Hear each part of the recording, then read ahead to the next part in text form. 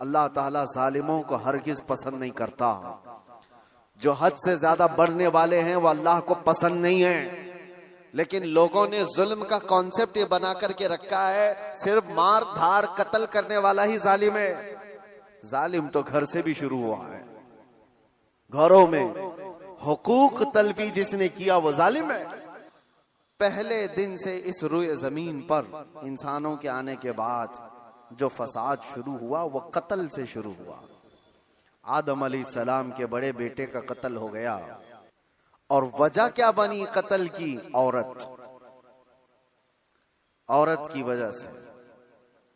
جو تاریخوں میں یہ ملتا ہے 2 بھائی ایک ہی عورت سے شادی کرنا چاہتے تھے اور ایک کے حق میں وہ جائز تھا جو شریعت آدم میں تھا، لیکن دوسرا ناحق اس عورت کو حاصل کرنا چاہ رہا تھا.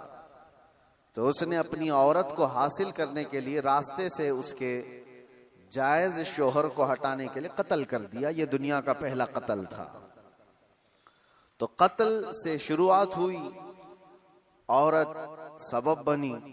اس کے بعد یہ فتنوں کا دور اور فساد کا دور چلتا رہا. روئے زمین پر فساد ہوتا رہا اور انبیاء کرام علیہ السلام آتے رہے اور وہ ہدایت 2 طریقے سے دیتے.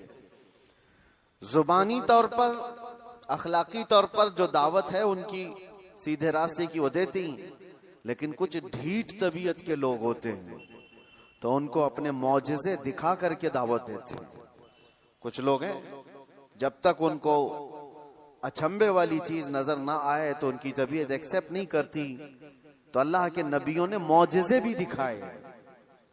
معجزہ نبی کے حق ہونے کی دلیل ہے. یہ 2 چیزیں جب نہیں مانی قوم نے، پہلے ان کی واضح و نصیحت، دوسرے ان کے معجزے سے بھی نہیں مانی، تب پھر تیسری چیز ہے اللہ کا عذاب. اللہ کا عذاب آیا اور انہیں گھیر لیا. اور یہ تاریخ میں ایک بار نہیں بار بار ہوتا رہا. رب تبارک و تعالی مہلت دیتا ہے ظالموں کو. اللہ فرماتا ہے وَلَا تَحْسَبَنَّ اللَّهَ غَافِلًا عَمَّا يَعْمَلُ الظَّالِمُونَ. لوگو یہ ہرگز گمان مت کرنا کہ اللہ تبارک و تعالی ظالموں سے بے خبر ہے. ہرگز یہ مت سوچنا کہ وہ غافل ہے اللہ جو کچھ ظالم کر رہے ہیں ان کاموں سے. ہرگز نہیں. ہاں وہ ان کو ڈھیل دیا ہوا ہے. اس دن تک کے لیے ڈھیل دیا ہوا ہے جب سب کی آنکھیں انہیں پہچان لیں گی اور دردناک طریقے سے ان کی گرفتاری ہوگی. ظلم کیا چیز ہے اس کی ڈیفینیشن ضروری ہے ہر انسان کو معلوم ہونا.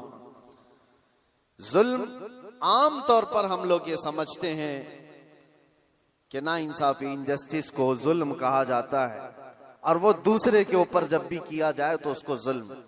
بلکہ ظلم آدمی اپنے آپ سے شروع کرتا ہے. قرآن پاک میں کئی جگہوں پر اللہ نے یہ بیان فرمایا کہ وہ بڑا ظالم ہے جس نے اپنی جان پر ظلم کیا. دوسروں پر ظلم بعد میں ہوگا. تقریباً انسان اپنے آپ پر بھی تو ظلم کر رہا ہے. اپنے آپ پر ظلم کیسا ہوگا؟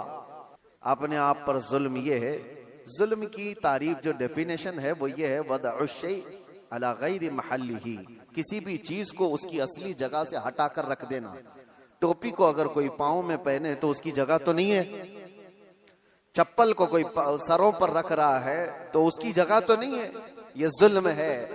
جس چیز کا جو مقام ہے اس کو وہاں پر رکھنا یہ انصاف، اور اس چیز سے اسے ہٹا دینا یہ ظلم. کسی بھی چیز کی اصلی حیثیت سے اس کو ہٹا دینا.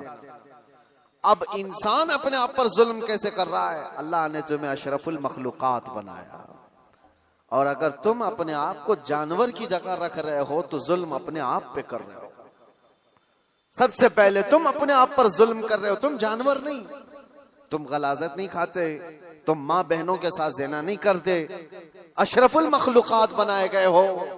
اللہ نے تمہیں عقل سلیم عطا کیا، سوجھ بوجھ کی طاقت عطا کیا، اچھے برے میں تمیز کرنے کا سلیقہ دیا. یہ ساری چیزیں اللہ نے تمہیں عطا کی ہیں.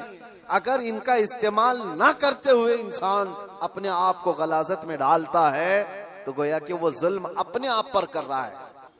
جب کبھی کوئی گناہوں میں ملوث ہوتا ہے تو قرآن کہتا ہے اس نے اپنے آپ پر ظلم کیا ہے. اسی لیے توبہ کے متعلق جب بھی فرمایا گیا تو یہی کہا گیا جن لوگوں نے اپنی جانوں پر ظلم کیا ہے. اپنی جانوں پر ظلم کرنا آپ کو لگتا ہوگا حیرت کی بات ہے, کوئی آدمی اپنے آپ پر کیسے ظلم کرے گا؟ ظلم کا مطلب صرف وہی نہیں چاقو چھری تلوار سے مار دینا. ظلم یہ ہے اپنی حیثیت کو گرا دینا. جو مقام اللہ نے تجھے دیا تھا وہ چھوڑ کر تم کسی اور غلاظت میں پڑ گئے, یہ سب سے پہلا ظلم ہے.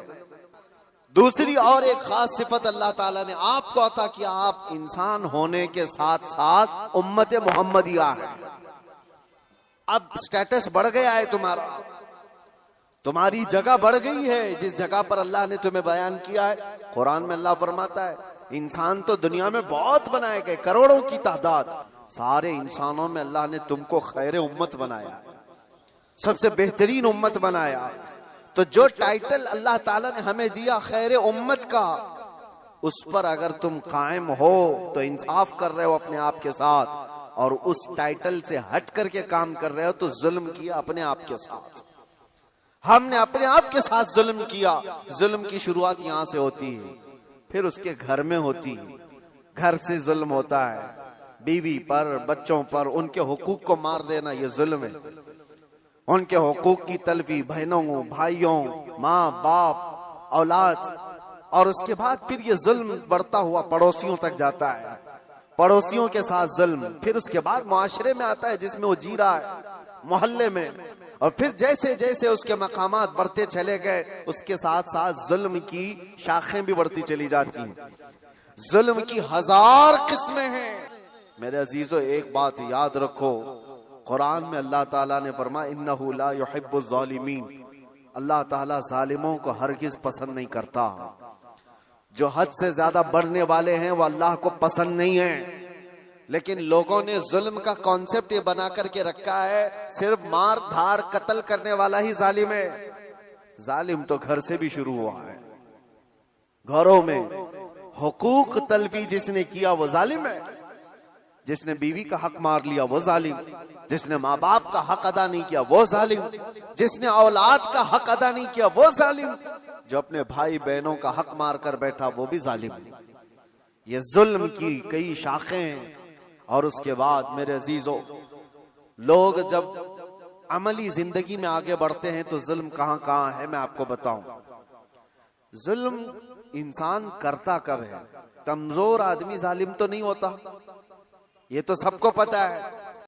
میں آپ کو بتاؤں, کسی جرم میں اندھا, لولا, لنگڑا, ایسا آدمی, لولا بھی ہے, لنگڑا بھی ہے, کچھ نہیں, پیر بھی نہیں, ہاتھ بھی نہیں, آنکھ بھی نہیں, ایسے شخص کو کوئی پکڑ کر کے لائے اور کہے کہ اس نے فلاں کے ساتھ بہت ظلم کیا ہے, مار دھاڑ کیا ہے, تو دنیا ہنسے گی کہ وہ معذور ہے, وہ کیا کر سکتا ہے. یہ تو بات صحیح ہے. کمزور آدمی ظلم نہیں کر پاتا کیونکہ اس کے پاس وہ نہیں ہے. اس کا اپوزٹ یہ نکلتا ہے کہ طاقت جیسی ہی آتی ہے انسان ویسی ظلم شروع کرتا ہے. طاقت, اور طاقت کئی قسم کی ہے. جسم کی بھی طاقت ہے, مال کی بھی طاقت ہے, پاور کی بھی طاقت ہے, منصب کی بھی طاقت ہے. اور یہ تینوں طاقتیں جب کسی کے اوپر چڑھ جاتی ہیں تو فرعون بنتا.